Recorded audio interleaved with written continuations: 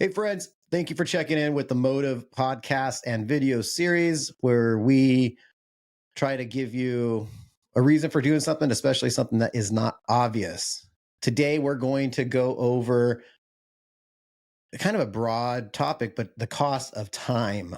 What is time costing you? What is not taking action costing you? What is procrastination costing you? And how does that work into with your finances, your life, and possibly even your future? Right. Right? Yeah. I've always been a procrastinator, even though it's like one of those things that you think, I don't do this. I don't do this. But I always wait to the last minute to do things. So Yeah. I get it. I think it's human nature for a lot of people, and it's a bad habit. But when it comes to finance, it can be very bad, right? It can put you in bad spots. So I think that's what we're going to talk about right now. So Yeah, we're going to talk about it. Like the biggest part of procrastination is recognizing it. I think first off, like if you don't recognize it in yourself, and maybe you don't, maybe you're like on top of it and something comes up, you handle it right then and there, which is awesome. That's a great trait. But for most of us, that we do have some type of procrastination, and usually it's a fear of something that we don't know, or we're scared of the outcome. Either way, I think so. right, that makes sense. Like if you know something, you're really you know everything about it. You're really confident in it. You jump into it and you do it right away. But if it's something you're hesitant about, it's usually something you don't know or understand, or whatever. So Yeah, that to makes me, sense. one of the best feelings is when you overcome one of those fears, right? Like I'll go through these moments where I'm like, I'll do it tomorrow in my mind, but then I say no, I do it right now, and it's almost like feeling like of achievement, like oh, I won something. Yeah, it's challenging. It's something hard to do. It's overcoming those little fears. It's very empowering almost, right? To overcome those things. So it's a small victory Right, on right. something simple. So no, I think in relation to mortgage, though, I think that's what we're trying to talk about, and that's why I brought this up to you. I think is I see a lot of people they're procrastinating, but they're waiting on the rates to come down or this and that. They're waiting on something. Um, we've all been waiting for the rates to come down. Us in the mortgage business, we want it busier. We like when the rates are low, just because people are active and doing things. But on the flip side, as a person buying a home, refinancing, a lot of people are waiting. They're like, I'll wait till the rates come down. I'll wait till the rates come down. But we just found out this last month or two that they're putting those off. It might not be as a significant rate drop. So all those things are. So what are you waiting for? And I see people that they may not want to refinance and pay off their bills right now. They're going to wait till the rates come down to 4%. What if they don't come down to 4%? Or the family that has 2 more kids and they need a bigger house, but we're going to wait till the rates come down. So what are you going to pack 3 kids into 1 bedroom now? Or the guy that got a new job in Texas, but he doesn't take the new job because he's waiting for the rate. Like everybody's putting their life on hold till the rates come down. But I mean, that's what the cost of time is. Like, what you're going to live in a position or a certain situation where you don't want to be in for the next 1, 2, 3 years because of the rates, because of a couple $100 difference in your mortgage payment. So I don't know, that I see a lot of that, and it's just frustrating because obviously you want them to have the best decision forward, but at the same time, it's just the cost of time I think is greater than what people are giving it. Yeah, no, exactly. It's frustrating. What you just said is very frustrating. I've seen it a lot of times, many times over the years, because it's going to hurt these people more, most people more in the long run than it is in the short run, right? I've seen it over and over and over where people are procrastinating, waiting for some other reason because of what they say. And usually it's because you don't have enough knowledge, you haven't done enough research, you don't know what's really going on. So therefore you're going off what somebody has told you or what you hear on the news or whatever the case is. And that is something that ultimately can hurt you in the long run.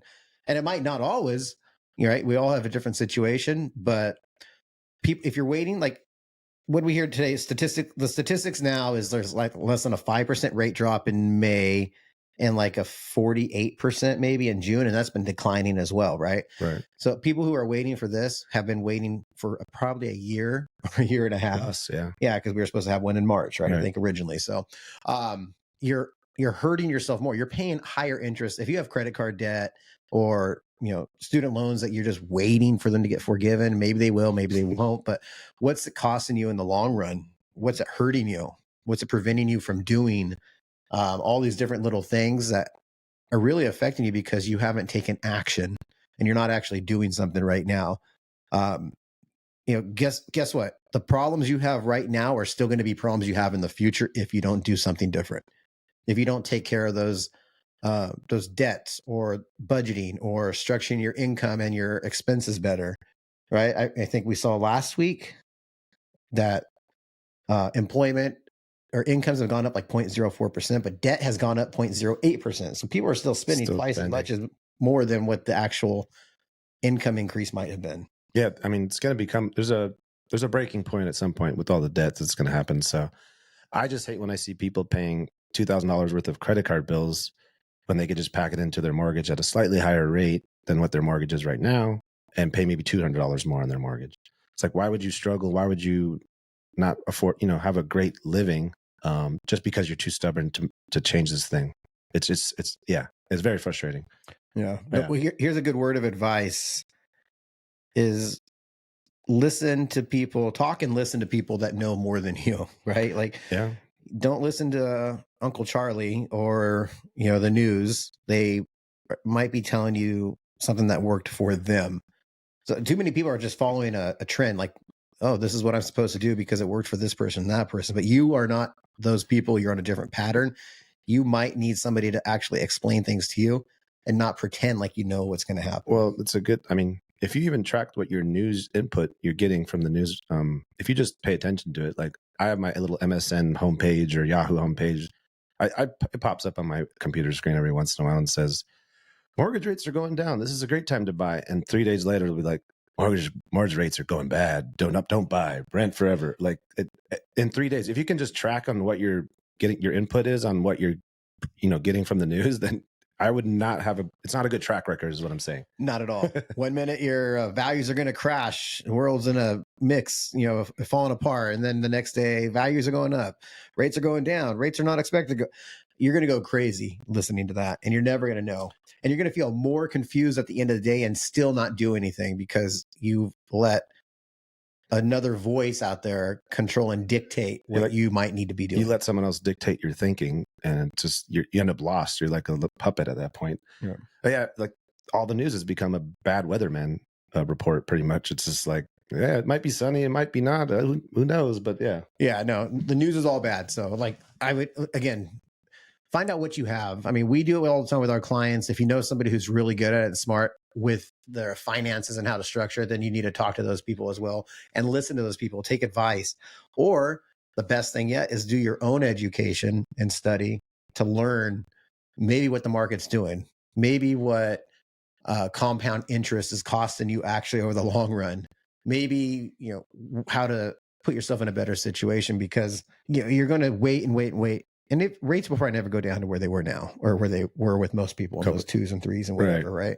Like healthy wise 5s, high 5s, 6s, somewhere in that ballpark is probably pretty healthy. But guess what? You're waiting while values are still going up about 4 or 5% probably. It's going to cost you more in the long run. You can control the rate. You cannot control, can't control what the values do, but you can control like how you structure your finances right now. So we did a video a couple weeks ago, I think, about blended rates. And I don't think a lot of people understand that. And it might have went over the head or maybe didn't want to comprehend it. But the blended rate, taking all your rates, all your payments, what the balances are on each one, and blending them all together to find out what you're actually paying. And I think people need to focus more and look at that because honestly, it's a lot higher than what most people think. That's in the bigger picture of everything. But Jared, my mortgage is 3%. I don't want to lose that. Yeah, well, maybe you don't need to lose it, and maybe it's okay to lose it, right? Because we're talking about cash flow. We're talking about how money works. And most people, I think 98% of people or more probably don't know how money actually works. Money's a tool. You're leveraging it back and forth, just like if you were trading baseball cards or something, right? Like it's a tool. You're not trying to accumulate and just store it because that'll disappear. And that's what you're doing with all your credit card debts or any other kind of debts that you have out there that are not being handled or taken care of, that don't have a plan to actually take care of them. Right. It doesn't happen overnight.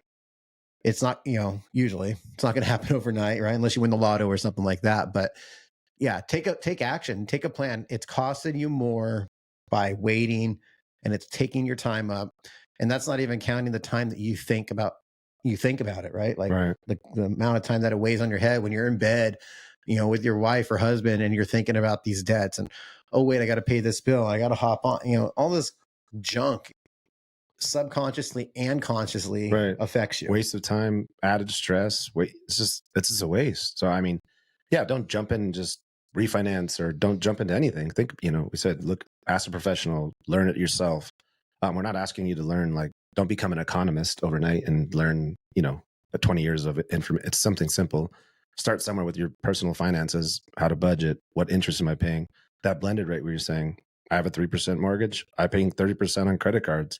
If I put them together at 5%, that's a lot better than paying 8% overall with those things combined. So the little things like that, it's nothing hard. So yeah, take control of it and understand it. So We have tools that I think you use this quite a bit too, the blended rate tool, right? Where you can plug in like, 5,000 here at 24%, and my 200,000 here at my 3%, and my 50,000 over here at my right. 19%, and actually see what that blended rate is. A refinance might be good for you. It might be good for you. Or maybe a second mortgage line of credit or home equity line of credit, home equity loan is good for you. Or maybe debt consolidation is for you. Or maybe it's time that, you're not getting out of this home with something major changes and it's time to sell the house and move on or something like that. I mean, there could be a lot of different things that might be best for you. But if you're not actually looking at the data, Right. I'm a data guy. I love looking at the analytics and stuff like that. That, to me, I don't look at the emotional side of it, at least with that part. But the numbers don't lie, right? Math doesn't lie. So you can get a pretty good idea of what you need to do by actually spending 5-10 minutes and calculating that amount there. It's smart. I mean, yeah, like you said, it's not always the best thing to refinance. Maybe it's selling that third car that you have sitting in the driveway that's worth 20,000. You could just pay off a bunch of credit cards with that. It could be something as simple as that. So yeah, taking a look at it, understanding those things, and doing something is, I think, the key. Because like I said, sitting around, want to wait 5 years to do something, and then, who knows, you're probably going to be in a worse situation if you're waiting. So cost of time, cost of money, cost of everything. So yeah, it's frustrating to see, but hopefully people are going to start catching on. According to your credit card data, it's going to have to go one way or the other. You're not going to have time to think about it. You're going to be forced to. There's balance of everything in life, right? You go to the casino, you're either losing or winning. There's people doing both, right? So yeah, and same with life. There's people that are going to not do anything and they're going to lose, and there's people that are going to take action, plan accordingly, and they're going to win in the long run. We always play the long run, the long game when it comes to finances, right? You don't win the lotto usually right away. You plank a plan and you grow wealth and you strategize and you budget accordingly. So yeah, I think, like I said, if you're already sitting pretty, if your expenses are really way low, if your expenses are a lot lower than your income coming in, your net income coming in, and you got money and you go and you're already budgeting, where you got an emergency fund, a long-term fund, a short-term fund, you're paying your expenses, you're able to have entertainment, all those other things that come up, that's awesome. You're doing great. Rock and roll. Give advice to other people that might not be in that situation. Yeah. And help them structure. If you need help, you can always call us and we can help you, or you can call somebody else that that hopefully they can help you, as long as it's somebody that you trust that will give you the right advice, hopefully. Right? Because nobody's going to know what's happening in the future. All we can do is try to prepare you with what your situation is now, so it improves in the future. Right. But at the end of the day, stop waiting. Stop dragging your feet. Stop taking time, procrastinating, thinking something's going to happen in case it doesn't happen. I think that's the thing. People always assume like something's going to happen. I'm going to get a settlement check next month, and I think it's going to fix it. Like something, like they can think the most bizarre things, and that something's going to happen. People always wait at the blackjack table. They think the next hand's going to like put them over the top, and it's like, no, you just lose everything at the end of the day. So yeah, I would stop waiting on fate, and I would start taking control of those things that you can, and plan accordingly. So that's the advice we're giving, basically, because we see a lot of that, and it's going to come due soon. Like I said, the credit card debt's going to happen. People are going to have to be forced to make the decision instead of being make the decision on their own. Right. Much. Yeah. And it happens all the time, right? So people are forced to make those decisions all the time. We see it on the real estate side. It's human nature. It's all those things playing into effect. I have a funny story. Like my uncle, he doesn't like to pay for expensive gas, but he'll drive 40, 50 miles around town to find the cheapest gas. And it's just one of those things, like he'll spend $25 trying to find a 10-cent cheaper gas per gallon. So Yeah. it's just one of those like screwy mind things that people can't get over themselves with. It's the pride and the feeling of accomplishment, even though Yeah. that's the emotional side versus the analytical side, though, right? Like Right. analytically, you think like, am I going to spend $20 to save, $19 of gas? Or Yeah. let me do the math here and let me figure that out. But Yeah. no, that's another pet peeve of mine. I've had for a long time with other people that spend waste time, cost of time trying to save a few bucks on something. And we see that you end up spending more. Yeah. Like if you wait too. So it's like you're not only wasting time and everything. You think you're going to get a better deal in the end or save money, but you end up overspending and spending more later on. So because of that decision, or lack of decision. So yeah, it's just a frustrating thing, but it is what it is. Well, yeah, we're here to help if you have any questions or need any just guidance or help. We're not saying, like you said, do a loan, don't do a loan, refinance, don't do a refinance. It might be, like I said, sell the truck that's been sitting there for 10 years. You're like, I'm going to use it when I'm retired, but you probably never are. And it's just sitting there losing value. So something simple like that might cure your ails. So. Right. Awesome. Yeah. No, I think, like I said, there's not really much to go into, like, as far as details on this conversation, because the whole point of it is take action, make a plan, and do something. Stop procrastinating, stop waiting. It is costing you more money. It's costing you more time from your family, from your friends, from whatever. So again, take action. Talk to somebody, talk to them right now. Talk to them as soon as possible to figure out what you need to do and come up with some options, right? Nothing's perfect. Nothing is perfect, but it doesn't mean you don't wait for something magical to happen. So, Right. Yeah. Reach out if you guys have any questions or need any guidance at all. We're here definitely. Or we can recommend somebody if you hate us or don't like us. Yeah, there's a few of those, but yep. Like Will said, always here to help. So please reach out. Let us know if there's something that we can do to help. Let us know if there's any other topics that you want us to talk about, and we'll be happy to dive into it.